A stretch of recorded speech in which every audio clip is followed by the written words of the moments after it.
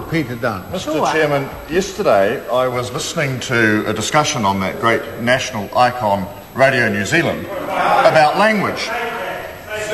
And one of the things that was stated was that the great American writer Mark Twain was known for his precision in language. He was very critical of adverbs and adjectives and wrote in short sentences. Now, sir, you may be wondering what is the relevance of this to this bill.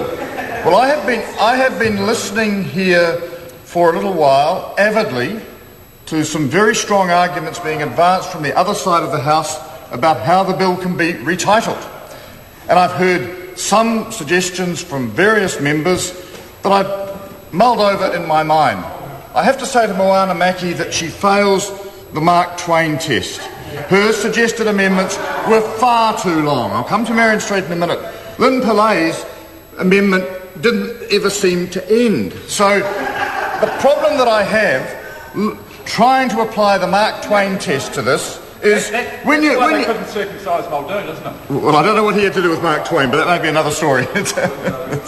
Anyway, the point I'm making behind all of this is simply that this bill, the Student Loan Scheme Exemptions and Miscellaneous Provisions Amendment Bill, is actually an accurate description of what the bill contains. It might not be the most exciting title, it is certainly the most accurate, and it passes the Mark Twain test, and that is why, having heard the arguments put forward from members opposite, I am not persuaded that a change is in order.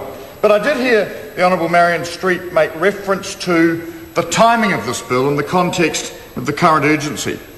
And I was grateful for her to say that in her excoriating criticism I was being excluded from that.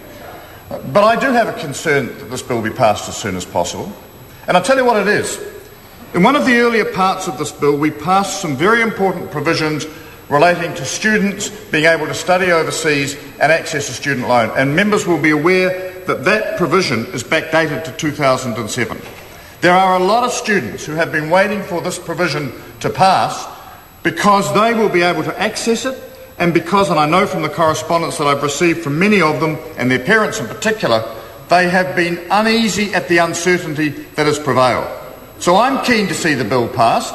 I'm very keen to see it passed. I'd love to have seen it passed last year, but other circumstances got in the way. But I'm very pleased now it is going to pass, and those people are going to get the benefit. And I do want to, from the bottom of my heart, thank those members of the opposition that have taken such a constructive interest in the grammar and the construction of the title. I have listened to what you have to say, but I think on balance the Student Loan Scheme Exemptions and Miscellaneous Provisions Amendment Bill captures it all, really. Colonel Cipollone.